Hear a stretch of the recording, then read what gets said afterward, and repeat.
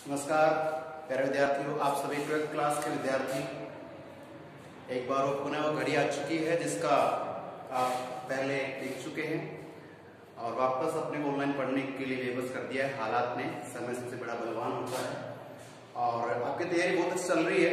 उस तैयारी में अगर आप ये फैसला लेते हैं कि अब तो ऑनलाइन क्लासेस हैं और अब तो सरलता से पढ़ लेंगे, तो उसमें आपको सोचना ये है कि अब ज्यादा गंभीरता से पढ़ना है। लगभग सिलेबस आपका कंप्लीट हो चुका है और अब उस सिलेबस को सिरे वाइज, कई बच्चों को स्कूल आने में लगता है कि टाइम वेस्ट होता है, पढ़ाई नहीं होती, तो ठीक उन बच्चों के लिए काफी अच्छा समय मुनासिब हो चुका है। अब अपने को ये करना है कि जो क्लासेज आपके पास आती है, चाहे वो हिंदी की हो, इंग्लिश की हो या अदर सब्जेक्ट की हो, कंप्लीटली उन्हें देखना है, समझना है। और एक दिन आपका वीडियो आएगा, नेक्स्ट डे उसी वीडियो का एनालिसिस होगा, मतलब पूरा आप लाइव आएंगे, जो भी आपके डाउट्स हो आप क्लियर कर सकते हैं। तो जिस दिन वीडियो आ रहा है, पॉइंट टू पॉइंट देख ही सर क्या पढ़ा रहे हैं, अगले दिन उससे संबंधित या उसके जैसा जो भी आपको डाउट है वो पूछना है। टीचर भी आपसे क्वेश्चन करेंगे, आपका जो डाउट है वो भी सोल्व किया जाएगा।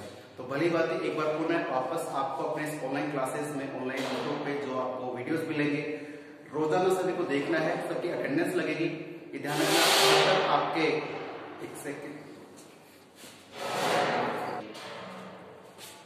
हम बात कर रहे हैं कि जितना भी सिलेबस है पहली बात तो कम हो चुका है, अब इससे कम नहीं होगा, ये मान के चलना है। अब जो जितने भी लेसन पढ़ लिए उनका रिवाइज करना है, ठीक है। तो आज अपन गद्य खंड की बात करेंगे और गद्य खंड में भी एक लेसन का नाम है, आपको तो पहले से भय रहता है। लगभग कुछ बच्चे हैं इस लेसन को बड़े दिलचस्पी से पढ़ते हैं, कारण इसमें हर वो चीज जो समझने की वास्तव में समझने लायक है। और कुछ बच्चों को इसमें एक भय, तो वो जो बच्चे जो भयभीत हैं, डरे हुए हैं, उन बच्चों के लिए वास्तव में डेफिनेशन समझने में फायदा रहेगा। कारण क्या, देखिए थोड़ा सा बात कर रहे हैं। भय एक लेसन है जो आपके एग्जाम में कम से कम 6-7 नंबर का वेटेज लेके आता है, तो ध्यानपूर्वक समझना। गद्य खंड है, इसमें से व्याख्या आ सकती है, प्रश्न तो 101% आते हैं। अब देखिए, भय के जो लेखक हैं वो है आचार्य रामचंद्र शुक्ल हैं, जो एक मैंने कई बार क्लास में बताया है कि ये एक युग है, लेखक होते हैं, बस रचना लिखते हैं, समझाते हैं, उनसे भी थोड़े ऊपर है। ये अपने जो हिंदी साहित्य अकादमी काशी, जो आपने सुना होगा यूपी में संस्था है, वहां इनका एक अलग से स्थान है। यानी कि क्या है, मूल रूप से आलोचक है और विचारक है। तो आलोचना मतलब समझ चुके हो कि जो भी बाकी जो लेखक कवि होते हैं उनकी जो रचनाएं आती हैं उनमें कहाँ त्रुटि है और उसकी जगह क्या अच्छे से अच्छा हो सकता है, ऐसे जो नुक्ताचीनी करना कहते हैं ना, छिद्रान्वेषी, हिंदी में छिद्रान्वेषी, कमी को नोटिस करके उसे निराकरण करना, दूर करना, वो होता है यहाँ पे समीक्षक कहे या फिर आलोचक कहे। तो ऐसा नहीं कि आलोचना का हमारे दिमाग में होता है किसी की बुराई करना, वो बुराई नहीं है। तो आलोचक है और साथ में विचारक है, ये दो गुण इनमें है और ये उन बाकी लेखकों से अलग बनाते हैं। तो ये आपके दिमाग में होना चाहिए किस प्रकार के आलोचक विचारक है। इस पर 10 प्रश्न आपके ऑब्जेक्टिव आ रहे हैं, तो मान के चले कि ये जो मैंने बताया है गुण इनका आलोचक विचारक है, ये डेफिनेटली पूछा जाएगा। प्लस में इनकी जो डेट ऑफ बर्थ है 1886 1886 की बात करें तो मैंने आपको बताया था कि जो अपने जयशंकर प्रसाद है उनसे 3 साल ये थोड़े बड़े है ना। पहले 86 में इनका, 89 में उनका है, दोनों का साथ याद करना, उनका भी करना है।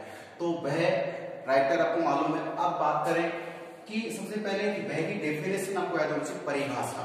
तो वैसे भय को आप कैसे भी परिभाषित कर सकते हैं कि किताब ही कहती है, देखिए परिभाषा में, कि दुख या आपत्ति, कोई भी आपदा है, आपत्ति है, उस दुख या आपत्ति का पूर्ण रूप से आपको निश्चय नहीं है कि किस तरीके से आपको पता था कि अब ये ऑफलाइन क्लास बंद हो जाएंगी, ऑनलाइन शुरू हो जाएगी, पता नहीं था। तो ऐसी कोई बात है कि कोई डर है, कोई आपत्ति है जिसके बारे में जो आपत्ति आएगी आपको कितना नुकसान करेगी, कितना फायदा तो खैर आपत्ति से होता ही, लेकिन किसी आपत्ति या आपदा से आपको पूर्ण एहसास नहीं रहता है कि कितना हमारा नुकसान होने वाला है। तो वो अगर का निश्चय नहीं है, अनिश्चय है आपका, और निश्चय न होने पर आपके मन में एक विकार उत्पन्न होता है, एक स्तंभ कारक परिस्थिति बन जाती है। तो वो जो विकार उत्पन्न होता है उसी को इससे आगे जोड़ सकते हैं कि दुख या आपत्ति का पूर्ण रूप से निश्चय न होने पर व्यक्ति के मन में जो मनोविकार बन जाता है, एक स्थिति पैदा हो जाती है, वही स्थिति कहलाती है आपका भय। इसको 2-3 बार इस पाठ में अलग अलग परिभाषित कर रखा है, आप उसे आराम से देख सकते हैं, समझ सकते हैं। और पाठ पढ़ना आपके लिए कंपल्सरी है। पाठ पढ़ोगे समस्या आएंगी, मैं आपके लिए लाइव में आपका समस्या समाधान करूंगा। पाठ नहीं पढ़ोगे समय चला जाएगा। एक बात दिमाग में डाल लीजिए, ये राजस्थान सरकार, राजस्थान बोर्ड है, आपकी कोई भी एग्जाम से 10th हो से 12th हो वो पोस्टपोन की गई है, रद्द नहीं की गई है। तो मान के चलिए आपका एग्जाम है, ज्यादा से ज्यादा 15 या 20 दिन आपके आगे बढ़ सकते हैं, एग्जाम अवश्य होगा। जो तैयारी चल रही है उसमें अगर आप कमी कर देते हो, मान के चलिए परसेंटेज में अपनी कमी हो जाएगी। तो जिस तरह से चल रहे हो चलते रहेगा। ये डेफिनेशन आपकी 2 नंबर 1 नंबर की आती है, आपको याद करना है। अब बात करें भय जो है कितने रूपों में सामने आता है? 2 रूपों में। 2 रूप कौन कौन से भय के?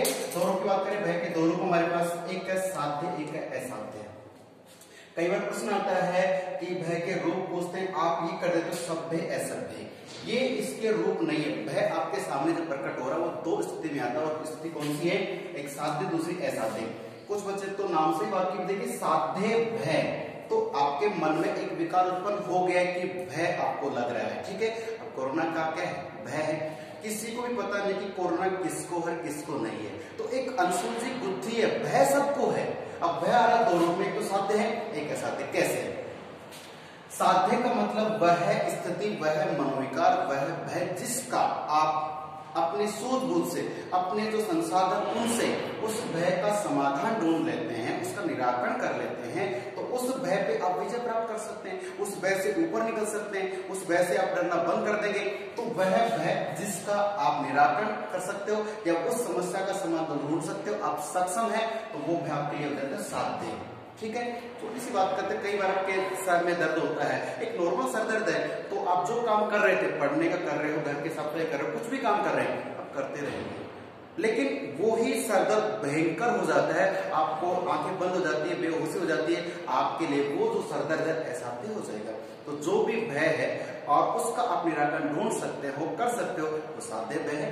किताब में बाकायदा सेक्शन के रूप में दे रखा है इसको।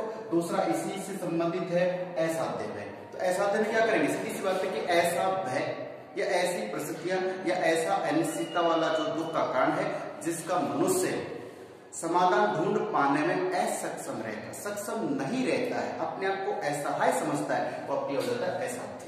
तो दोनों की परिभाषा आपके सामने है। अब सोचना आपको है कि आप ये वीडियो देखकर पूरा समझें, समझने के बाद एक बार बुक को उठा के देखिएगा, ऐसा ही मिलेगा।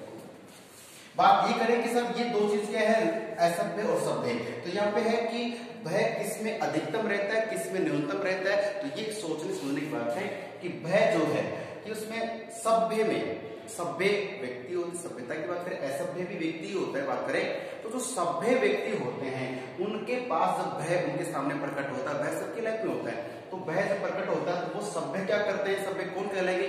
वही बात है, वह व्यक्ति सभ्य कहलाएगा जो भय के दुख के जो कारण है, उन दुखों के कारण को जान करके पलायन नहीं करता। मैं आपको बता दूं, भय एक साइकोलॉजिस्ट का नाम है, आपने सुना होगा 14 प्रकार के संवेग होते हैं। विलियम मैकडूगल एक साइकोलॉजिस्ट हैं, उन्होंने बताया कि 14 प्रकार के हमारे शरीर में मूल संवेग होते हैं। आप हंसते हो, कोई न कोई कारण होता है, आप रोते हो, कोई न कोई कारण होता है, तो आपको भय लगता है, तो भय के पीछे कोई न कोई कारण होता है। जब भय लगेगा आप उस भय से बचने का प्रयास करोगे, उसे कहते हैं प्लाइंग। तो बात करेंगे, कुछ व्यक्ति ऐसे होते हैं जिनके सामने भय जब स्थिति उत्पन्न होती है तो क्या करते हैं, वो उस भय का निराकरण ढूंढते हैं, समाधान ढूंढते हैं। तो जिसने अपने उस स्थिति का समाधान ढूंढने का प्रयास कर लिया है, वो घबराते नहीं है, स्थिति से भागते नहीं है, पलायन नहीं करते, डटे रहते हैं, वो व्यक्ति कहलाते हैं सभ्य। अब उसमें जो पढ़ा लिखा हो, अनपढ़ हो, शहर का हो, गांव का, कहीं का भी व्यक्ति हो सकता है, लेकिन उसने स्थिति को, जैसे कोरोना है, कोरोना का नाम से मान लीजिए कुछ व्यक्ति भयभीत हो गए हैं, डर के पलायन कर रहे थे कि सब शहर में जब गाँव जाएंगे, क्या गाँव में कोरोना नहीं है, लेकिन वही बात है, कुछ व्यक्ति समाधान ढूंढ रहे कैसे कि क्वारंटाइन हो रहे हैं या समय पे डोज ले रहे हैं, कई प्रकार के कारण हो सकते हैं व्यक्ति की परिस्थिति के अनुसार, ठीक है। तो सीधी सीधी बात है, हम इस वाक्य को समझ सकते हैं। तो हम देखा है कि सभ्य कौन है, जो भय से भयभीत जरूर है लेकिन समस्या समाधान ढूंढने में सक्षम है।